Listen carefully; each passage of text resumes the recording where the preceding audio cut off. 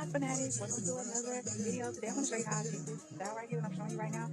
And these are, I don't know what you're going to call them because this is something that just came up on my newsfeed. So I wanted to try it out, and what I did was add some hair pieces. I just use track hair, so before you can crochet hair. So as you're going to see on my video that I use, there you go. I use track hair and I just cut it off. So stay tuned as I show you how I achieve this style.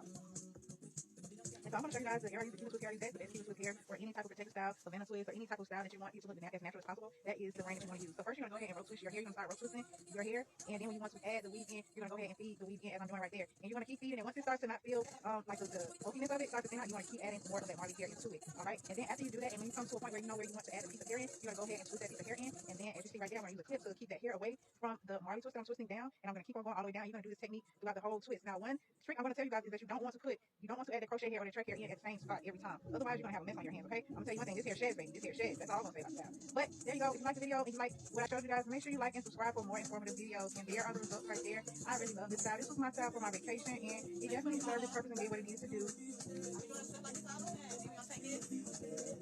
Again, it sheds a lot, so you might want to make sure you have some mousse so that you can keep on putting the mousse on those pieces of hair once they start to, become frizzy and matty. Sometimes they mat up as well, especially if you're going to get in the water. So that's just a little heads up for you guys. This has been another installation production. To book this style, make sure you visit my website and look under protective styles on Locs, and make sure you also include the hair color.